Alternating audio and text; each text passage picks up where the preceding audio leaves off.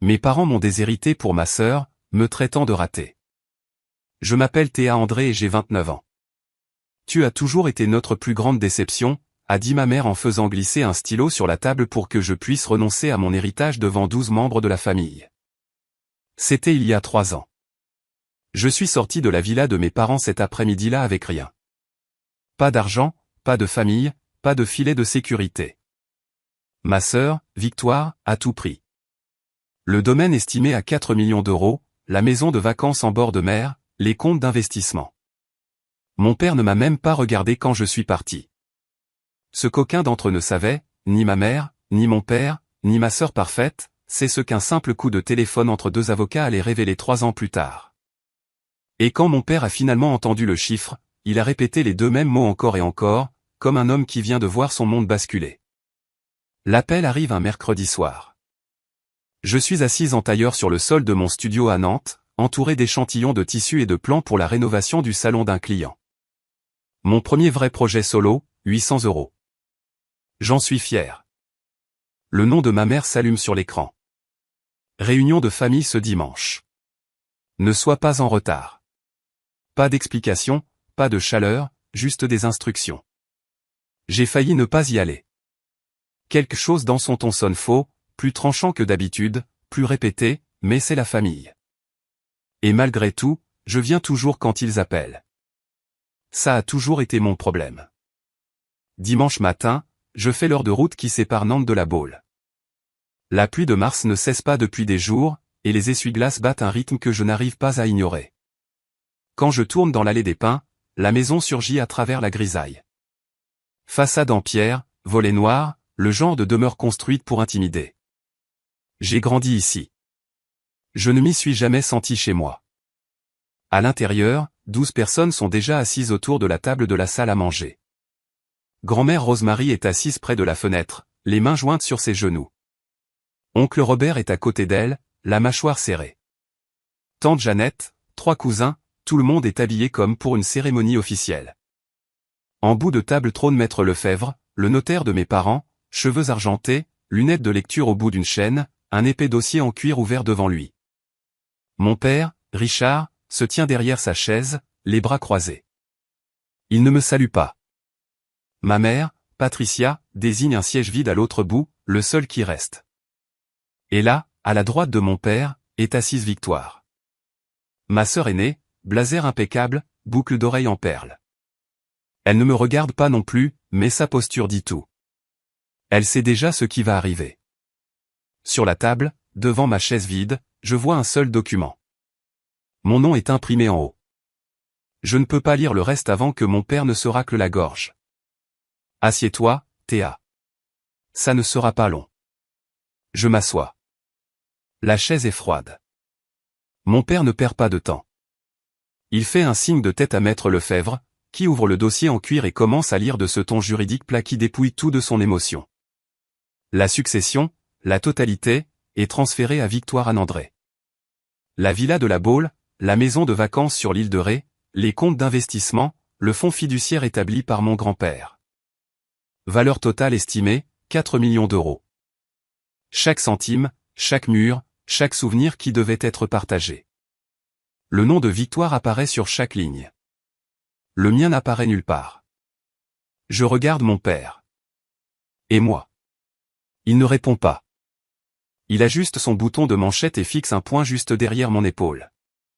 Ma mère comble le silence. Elle attendait ce moment. Tu as toujours été notre plus grande déception. Elle le dit comme on lit une liste de courses. Calme. Définitif. On ne va plus faire semblant. La pièce ne bouge pas. Grand-mère Rosemary regarde ses mains. Oncle Robert remue sur sa chaise, mais ne dit rien. Tante Jeannette étudie la table. Mes cousins évitent mon regard comme si j'avais déjà cessé d'exister.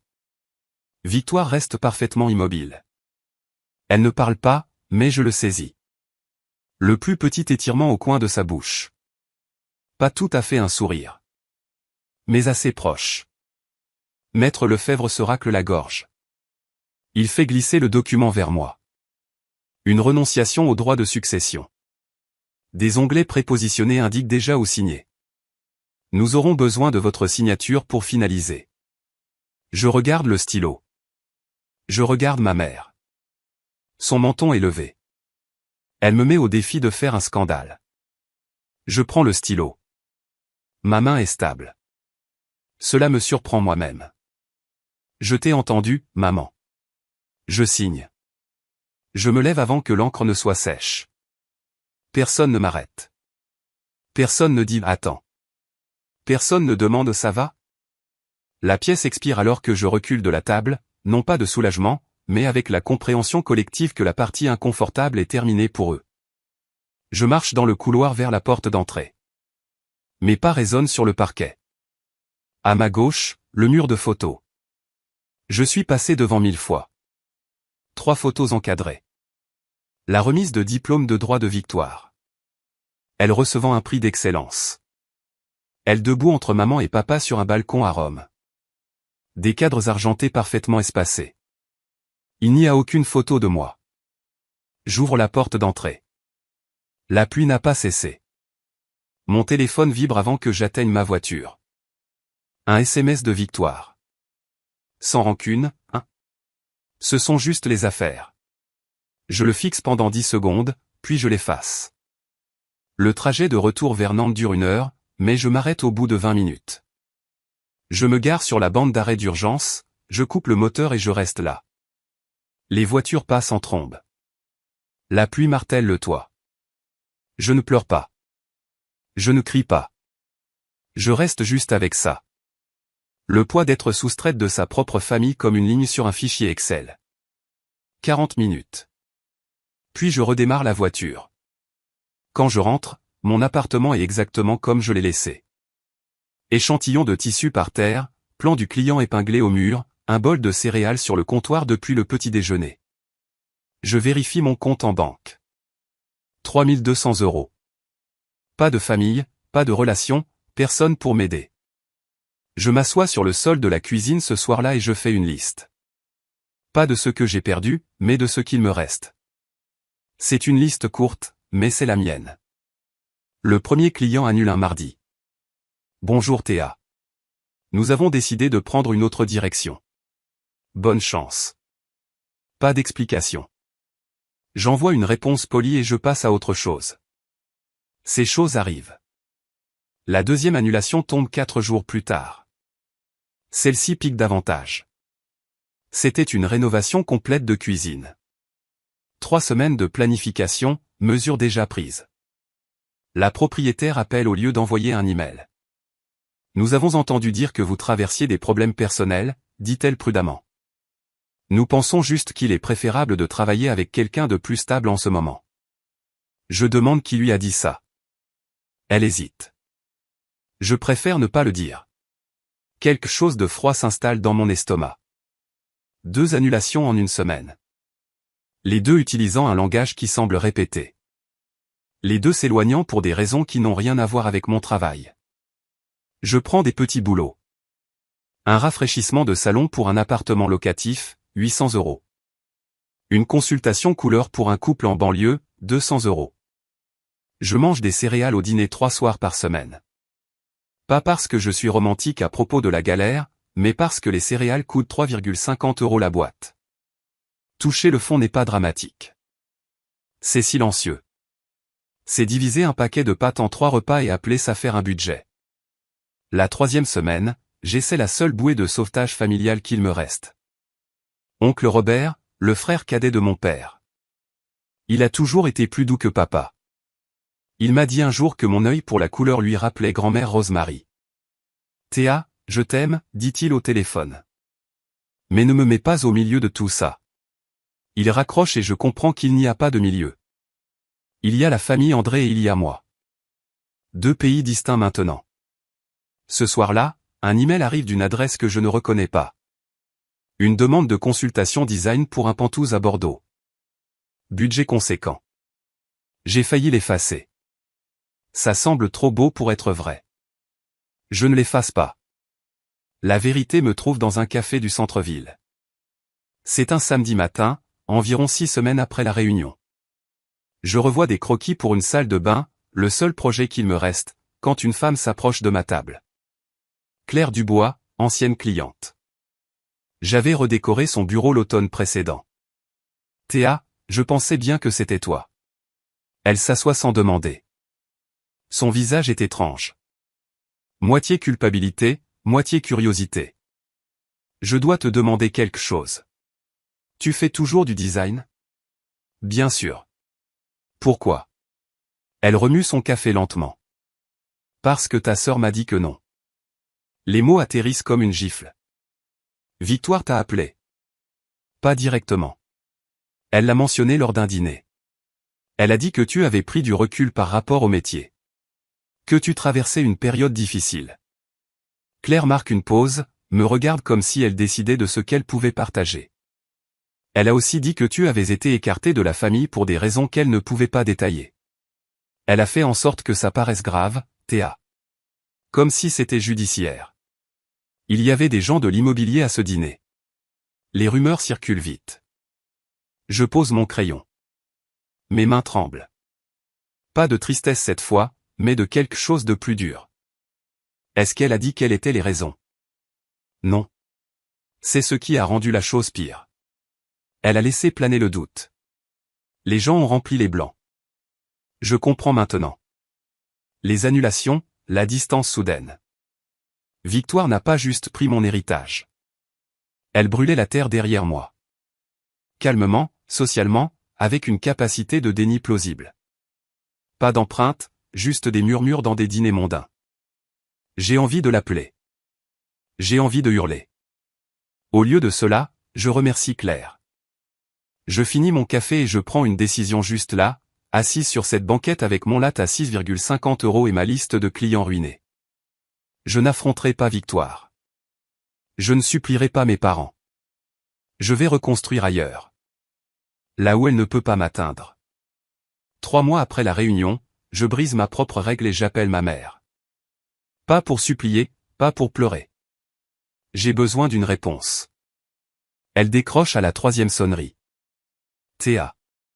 Pas une question, pas une salutation, juste une reconnaissance que j'existe encore. Tu l'as planifié, maman? Silence. La réunion, les 12 personnes, Maître Lefebvre, tout ça. C'était prévu? Nous avons fait ce qui était le mieux pour la famille. Pour la famille ou pour Victoire? Victoire ne nous a jamais donné de raison de nous inquiéter. Je ne vous en ai jamais donné non plus. S. Il lance plus long cette fois. J'entends sa respiration. J'entends le robinet de la cuisine qui goutte. Celui que papa doit réparer depuis 7 ans. C'est étrange, les détails dont on se souvient quand votre mère décide si elle va être honnête avec vous. Théa, sa voix s'adoucit, mais c'est la douceur de quelqu'un qui explique quelque chose à un enfant. Si tu nous avais écoutés depuis le début, si tu avais fait du droit, ou au moins obtenu un vrai travail, rien de tout cela ne serait arrivé. Tu as choisi ça. Voilà, c'est le cœur du problème. Dans le monde de Patricia André, l'obéissance équivaut à l'amour. J'ai désobéi, donc je ne suis pas éligible. C'est la dernière fois que j'appelle ce numéro. Ne sois pas dramatique. Je ne suis pas dramatique, maman. Je suis clair. Je raccroche et je tiens parole. Pas d'appel, pas de SMS, pas de mais. Pas ce mois-là. Pas le mois d'après. Le silence entre nous devient un mur. Et chaque jour où je ne tends pas la main vers le téléphone, il grandit d'1 centimètre. Je ne suis plus en colère. C'est la partie que personne ne vous dit sur le fait de couper les ponts. Finalement, la rage s'épuise et ce qui reste est juste calme. Un calme terrible et constant qui ressemble beaucoup à la liberté. 4 mois plus tard, Victoire envoie le premier email. Objet, je pense à toi. Le corps du texte est long, soigneusement écrit, et dégoulinant d'inquiétude. Je veux que tu saches que je n'ai pris aucune part à leur décision. Maman et papa ont agi seuls. J'ai essayé de les dissuader, mais tu connais papa. J'espère que tu vas bien. Je m'inquiète pour toi. Je le lis 2 fois. Pas parce que c'est convaincant, parce que ça ne l'est pas. Chaque phrase est construite comme une défense juridique. Pas d'aveu, pas de détails, pas de responsabilité. Cet email n'est pas pour moi. C'est une assurance. Si les choses explosent un jour, Victoire pourra le pointeur du doigt et dire « Voyez, j'ai tendu la main. J'étais la sœur bienveillante. » Je ne réponds pas. 2 semaines plus tard, un deuxième email, plus court, plus direct.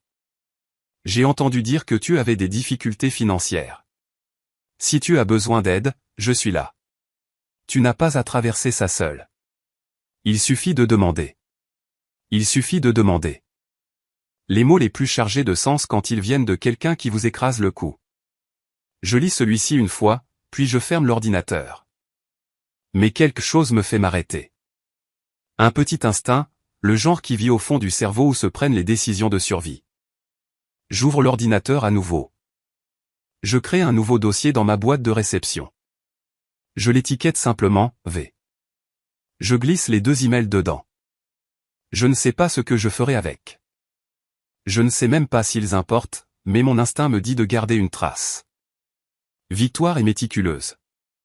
Elle prévoit 3 coups d'avance. Si elle envoie des emails aussi polis, elle construit un récit, et je devrais en garder un aussi. La gentillesse de Victoire venait toujours avec une facture. Je n'avais juste jamais pensé à vérifier les petits caractères avant. Le pantouse de Bordeaux change tout.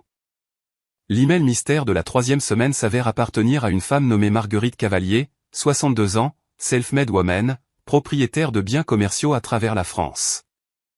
Des yeux perçants, des bagues en argent à 3 doigts, le genre de poignée de main qui vous dit qu'elle a été sous-estimée toute sa vie et qu'elle a adoré prouver aux gens qu'ils avaient tort à chaque fois. Nous nous rencontrons au Pantouse, dernier étage, vue sur la Garonne. L'espace est un désastre. Le locataire précédent a vidé la cuisine et est parti. Murs mis à nu, tuyaux apparents. La plupart des designers verraient un problème. Je vois une cathédrale. Marguerite me regarde arpenter les pièces pendant 40 minutes. Je ne fais pas de pitch. Je ne vends rien. Je me déplace simplement dans l'espace, touchant les surfaces, mesurant les angles de lumière avec ma main, m'accroupissant pour vérifier les lignes de vue. Quand j'ai fini, elle se tient dans l'encadrement de la porte, les bras croisés et un très léger sourire. Vous voyez l'espace différemment de tous ceux que j'ai rencontrés. Le projet prend 5 mois. Budget, 120 000 €. Plus d'argent que je n'en ai jamais géré. Je ne dors pas beaucoup. Je source des matériaux dans des dépôts-ventes et des ateliers d'artisans. Chaque choix est délibéré. Chaque coin raconte une histoire. Quand c'est fini, Marguerite marche à travers le Pantouse terminé et ne dit pas un mot pendant un long moment. Puis elle se tourne vers moi. J'ai 3 collègues qui ont besoin de quelqu'un exactement comme vous. En 2 mois, j'ai 4 projets actifs, des vrais, pas des rafraîchissements de salon à 800 €, mais des rénovations résidentielles complètes avec des clients qui m'ont trouvé grâce au nom de Marguerite. Au cours d'un dîner un soir, Marguerite mentionne quelque chose qui s'enregistre à peine sur le moment, mais plus tard, bien plus tard, cela aura une importance énorme. Je m'intéresse à l'hôtellerie de charme. Si jamais vous voulez investir votre temps, pas votre argent, j'aimerais en parler. Je n'investis pas dans les gens qui ont besoin d'être sauvés, me dit-elle. J'investis dans les gens qui ont juste besoin d'une porte. 8 mois après la réunion familiale, je quitte l'Ouest.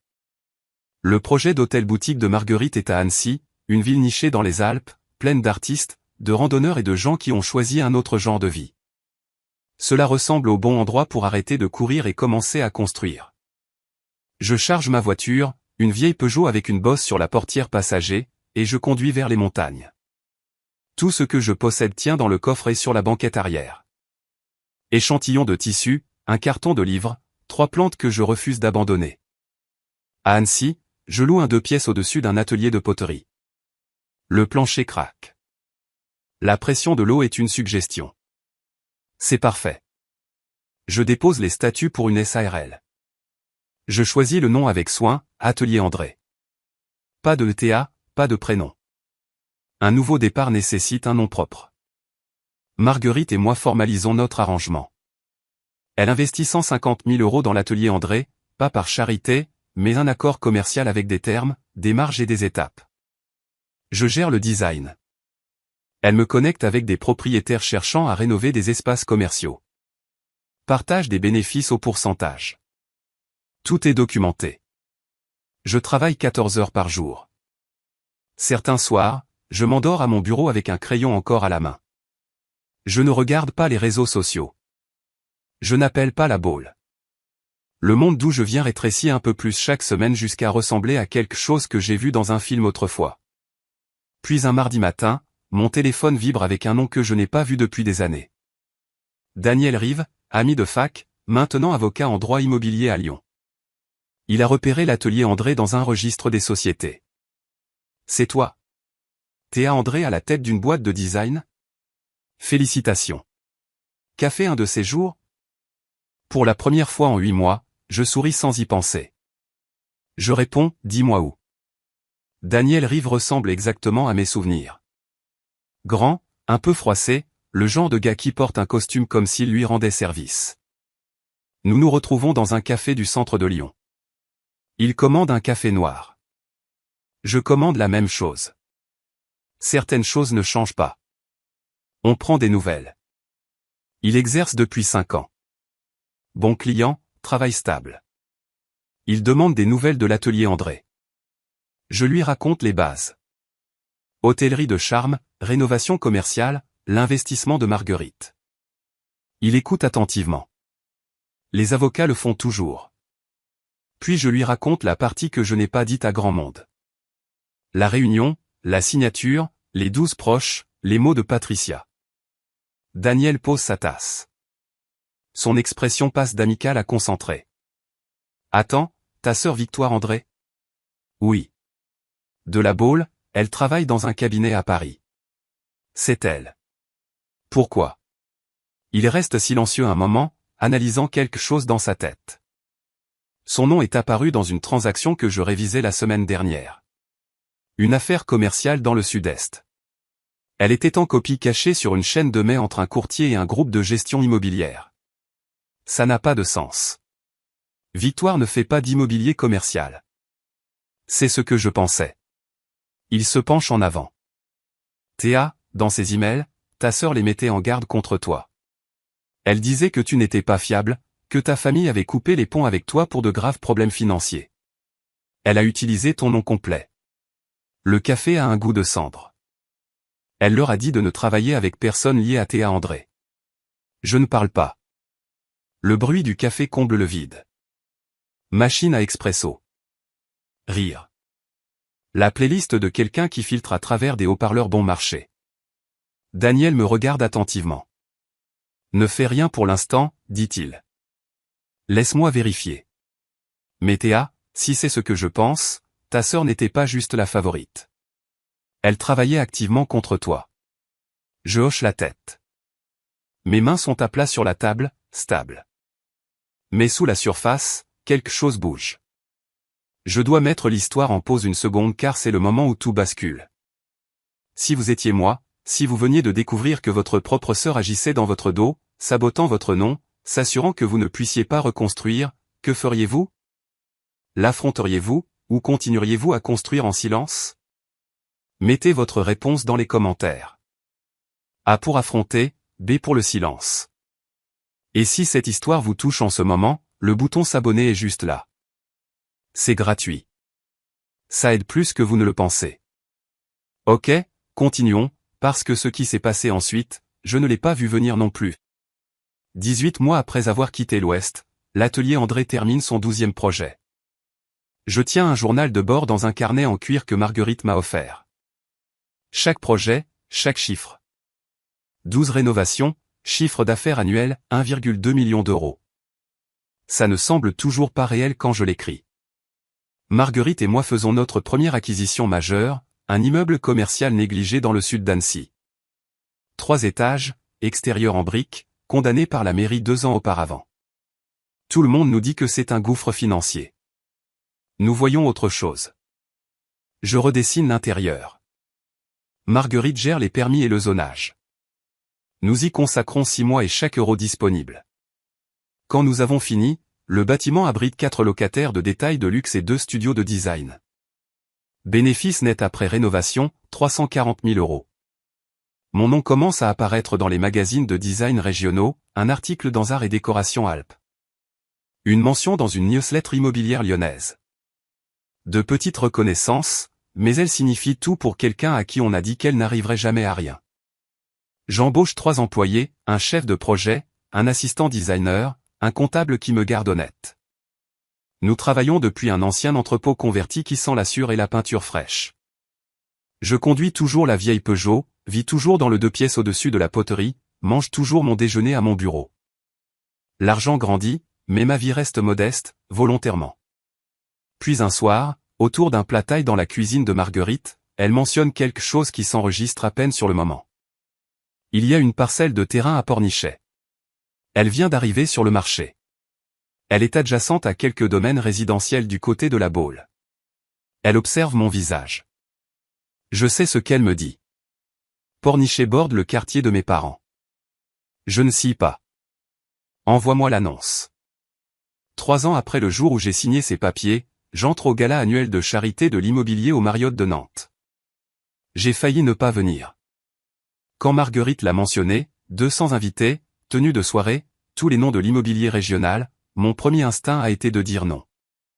Je ne suis pas prête à me tenir dans une salle pleine de gens qui pourraient connaître ma famille, qui pourraient avoir entendu la version de Victoire, mais Marguerite ne me laisse pas me cacher.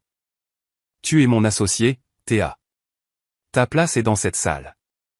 Alors, me voici. Robe noire, simple, pas de bijoux, cheveux lisses et propres.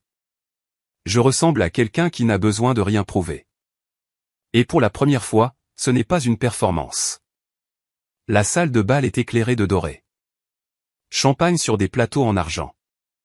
Quatuor à cordes dans le coin. 200 personnes en costume sombre et robe de créateur. Réseautage sous des lustres en cristal. Je les vois avant qu'ils ne me voient. Mon père se tient près du bar et parle avec Maître Lefebvre, le même avocat qui a glissé ce document vers moi il y a 3 ans. Ma mère est assise à une table ronde avec tante Jeannette, le dos droit, ses perles captant la lumière. Et Victoire. Elle est à travers la pièce, en pleine conversation avec un groupe d'hommes aux cravates coûteuses, riant, gesticulant, dans son élément. Ma poitrine se serre.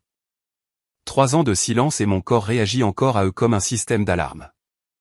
Marguerite pose une main sur mon bras. Respire. Je respire. Puis Patricia tourne la tête. Nos yeux se croisent à travers 20 mètres de sol poli. Sa coupe de champagne s'arrête à mi-chemin de ses lèvres. Victoire remarque l'expression de sa mère, suit son regard, me trouve pendant une seconde entière. Personne ne bouge. Puis Marguerite marche droit vers la table des André et je marche avec elle. Marguerite tend la main à Maître Lefebvre comme à un vieux collègue. Ils le sont probablement. Gérald, ravi de vous voir. Elle se tourne doucement, un bras désignant ma direction. Avez-vous rencontré mon associé, Théa André, la force créative derrière l'atelier André? Elle le dit à plein volume, pas agressif, pas pointu, juste le ton naturel d'une femme présentant quelqu'un dont elle est fière. La moitié des tables environnantes l'entend. Richard se tourne lentement.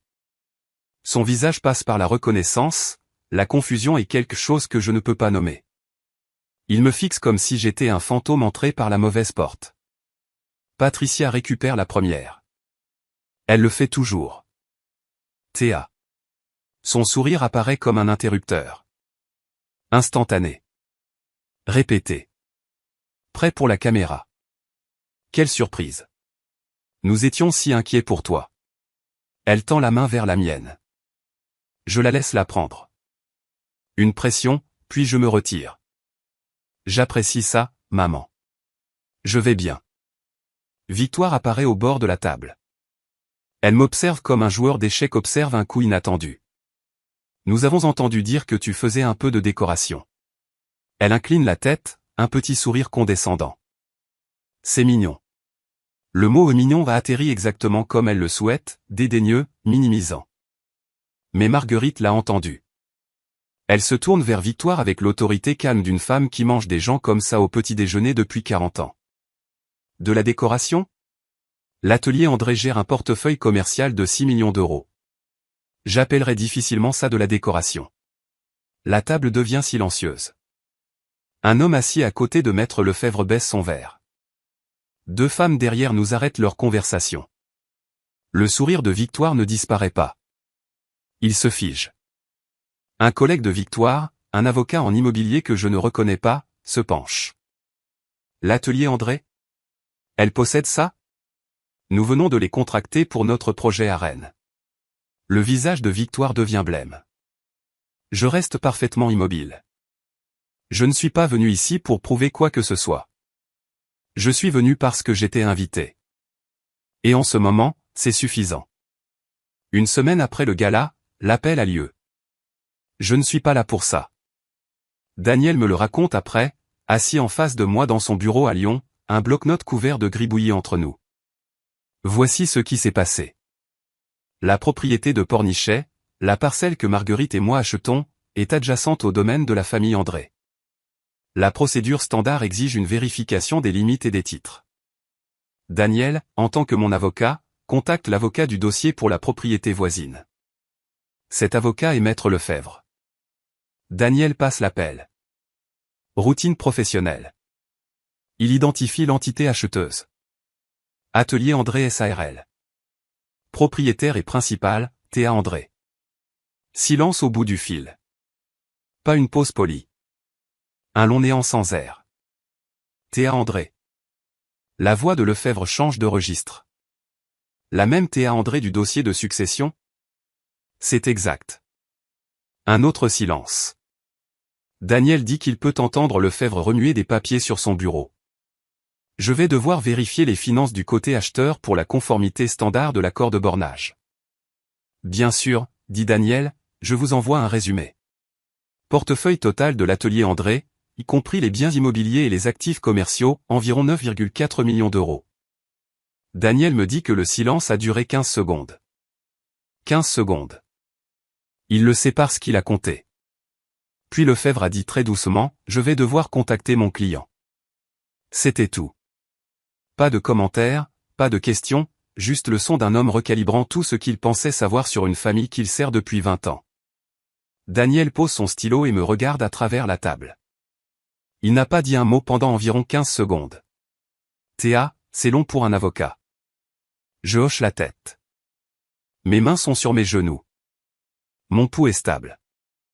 Mais quelque part au fond de ma poitrine, derrière le calme, le professionnalisme et les 3 ans de silence, quelque chose expire enfin. Maître Lefebvre appelle Richard André le même après-midi.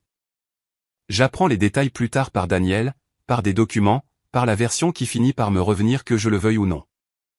Mais voici ce qui s'est passé dans le bureau de la maison de la Baule, derrière une porte en acajou fermée, un mardi ordinaire. Lefebvre expose les faits simplement. Une transaction de propriété, parcelle adjacente, acheteur atelier André, détenu et géré par Théa André. Valorisation nette des actifs combinés, environ 9,4 millions d'euros. Richard ne dit rien pendant un long moment. Puis, c'est impossible. Lefebvre répète le chiffre, confirme la documentation, note qu'aucun fonds de la famille André n'apparaît nulle part dans la structure du capital de l'entreprise. Elle a construit ça seule? Selon tous les dossiers que j'ai examinés, oui. C'est impossible.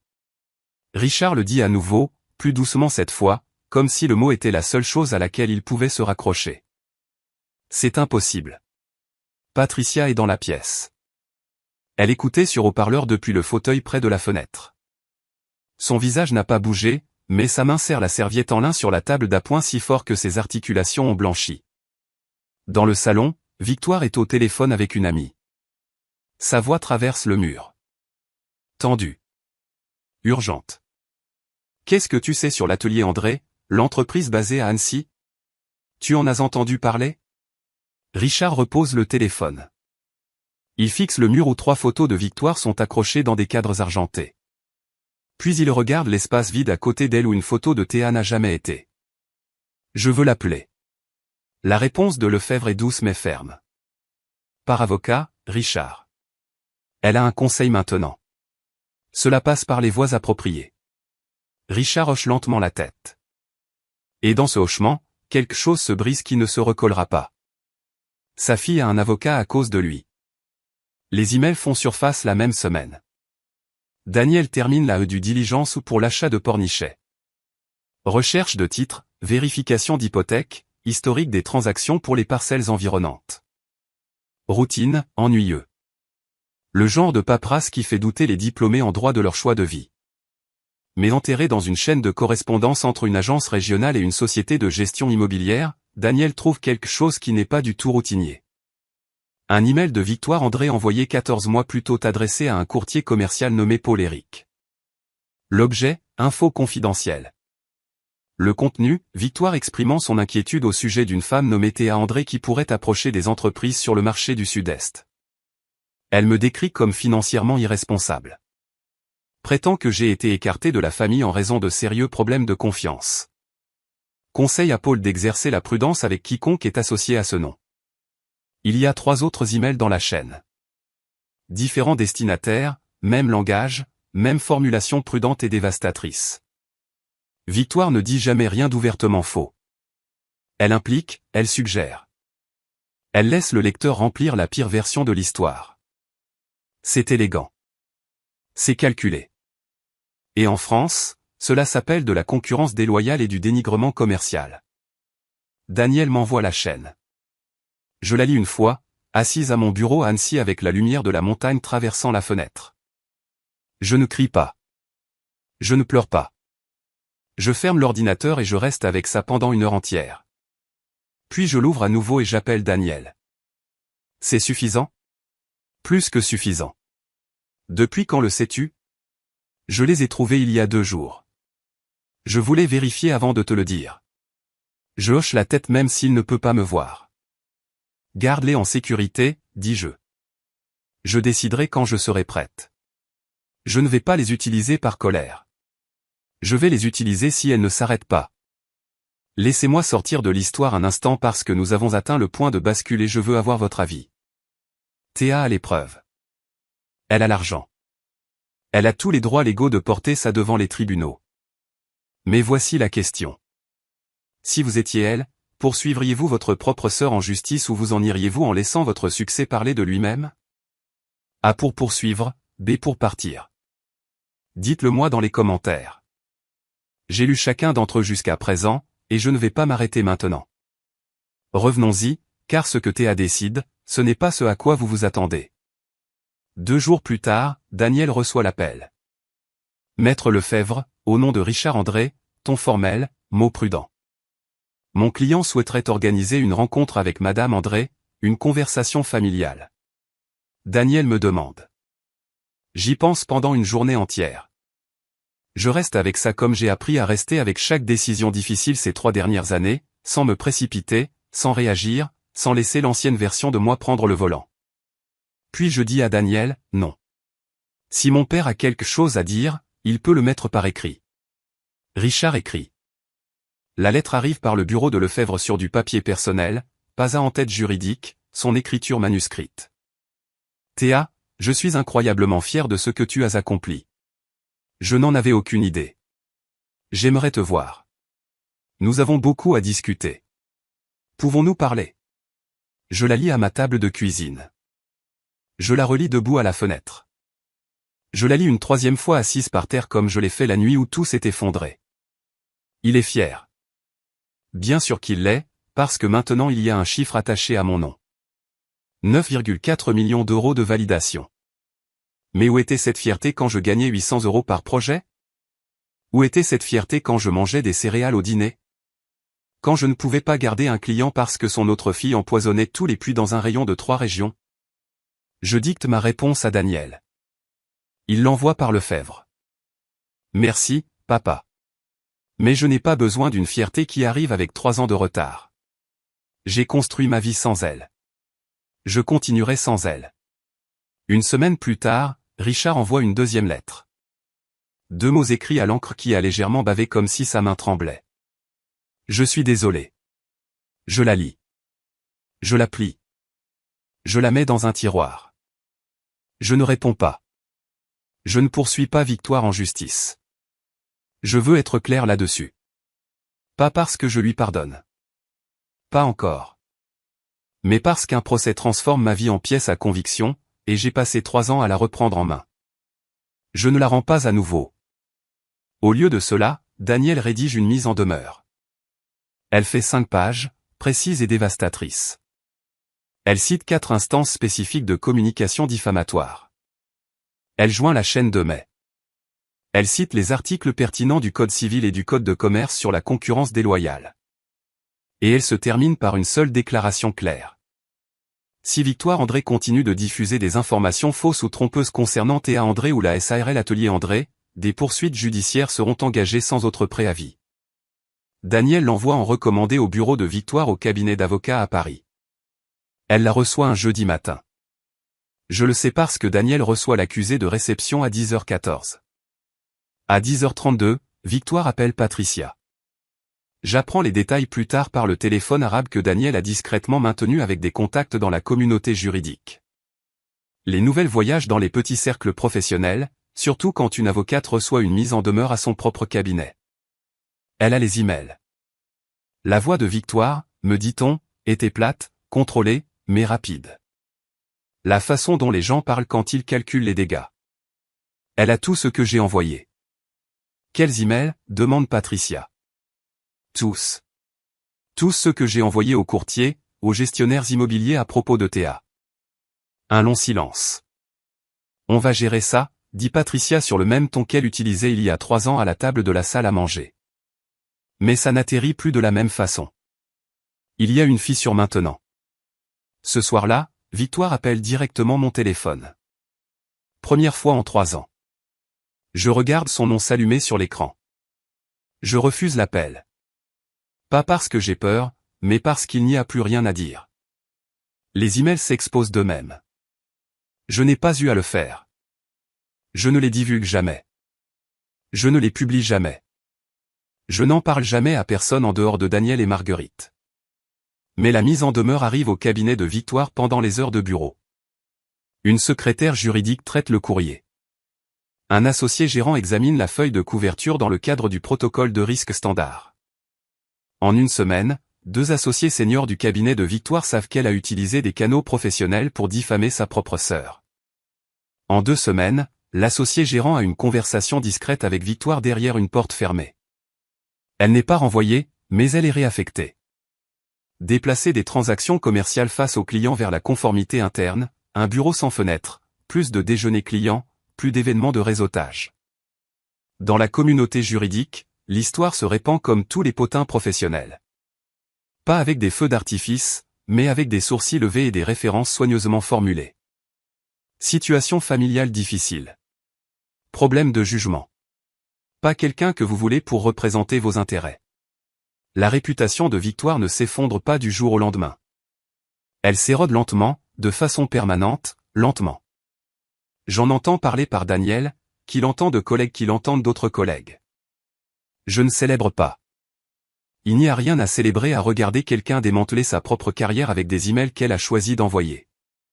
Puis un après-midi, un numéro que je n'ai pas vu depuis 3 ans apparaît sur mon téléphone. Oncle Robert. Théa. Sa voix est plus lourde que dans mon souvenir. Je te dois des excuses. Pourquoi? Pour ce jour-là, la réunion.